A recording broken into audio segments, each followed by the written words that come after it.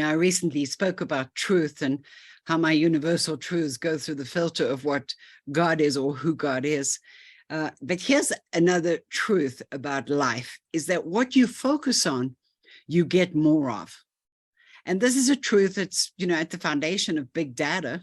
Those of you who may know about this, that, whatever you click on, whatever you like in social media, whatever you're searching for in Google or on Yahoo, big data notices, and it'll start giving you more of what you appear to like.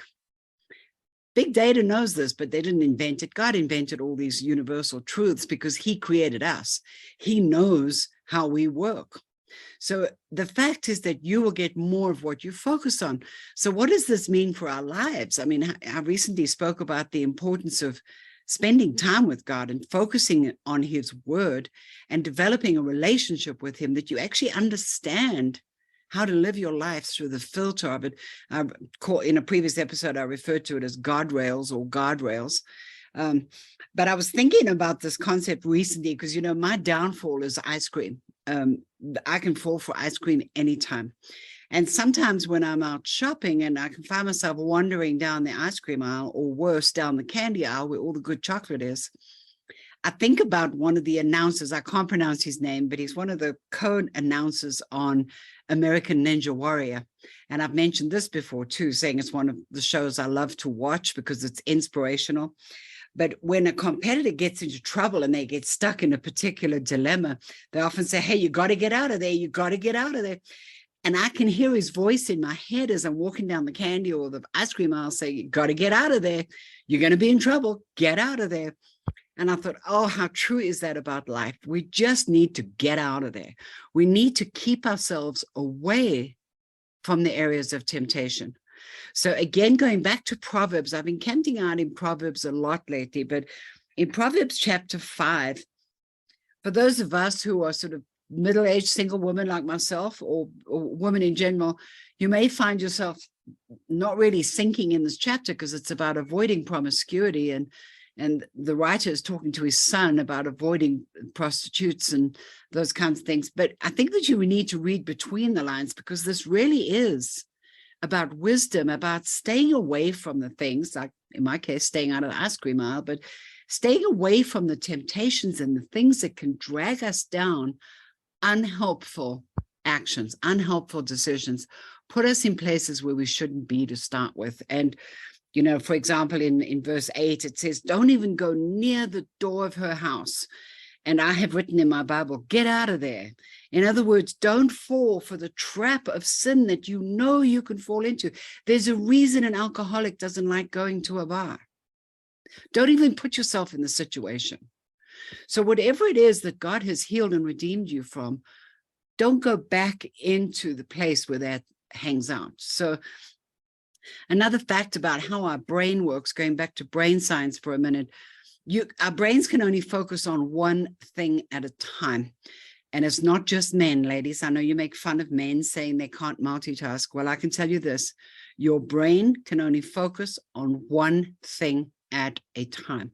You may think you can multifocus, you can multitask, and in some ways you can. Maybe you can drive while listening to a podcast. That's multitasking. And that's because your brain has now stored the skill of driving to make it semi-automatic. It's not using conscious cognitive power in order to know how to drive the car. It's someone working on motor memory. Too long a discussion to go into, but there's a great study on this, and you can Google it for yourself. It was a university study done, and just Google gorilla on a basketball court and you'll find it, where they ask people to study two people throwing a ball or jumping through hoops. In other words, focus on one thing and count how many times the man throws, say, the red ball. And the people are so focused on looking at that at a certain point, a gorilla walks across their line of sight, like in front of these two players. And the majority of people don't even notice him.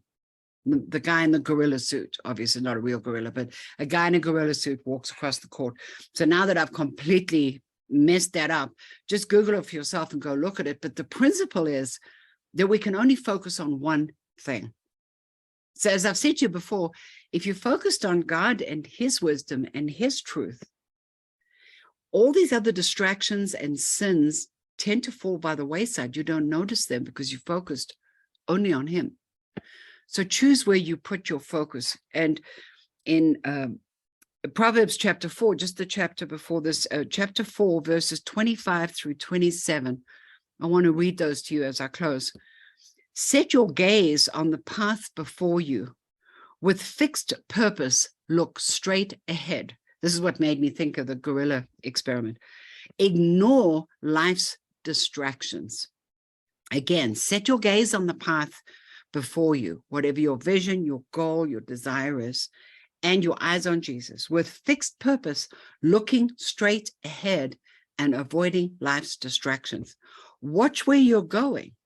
Stick to the path of truth, and the road will be safe and smooth before you. Don't allow yourself to be sidetracked for even a moment or take a detour that leads to darkness. In other words, get out of there. That's in Proverbs chapter 4, verse 25 through 27 in the Passion Translation. God tells us where to put our focus. So think about your own life today and ask, what distracts me? What do I need to guard against? It takes intentionality of focus. Trust me, it is harder to do the right thing than it is to do the wrong or the habitual thing. It's easier to stay up late and watch that next episode or have another glass of wine. It's easier to have that candy bar when you're in a rush. It's harder to make the intentional choice to go to bed on time, to not put in your body what is not helpful. It takes discipline, and discipline works best when it's tied to desire. So Proverbs chapter 4, verses 23 is famous for the verse. Let me find it for you. Those of you who already know this verse know what I'm going to say. In 4:23, it says, so above all, guard the affections of your heart, for they affect all that you are. Above all, guard your heart. I ask every day for the Holy Spirit to guard my heart, to align me, to keep me on track and focused to where I need to be, so that I don't get distracted and make lazy, habitual choices to go down paths I shouldn't go down. So get out of there. I hope you have a great day and take your challenges to God in prayer. He will show you where your distractions are as you put your focus on him. God bless. Until next time.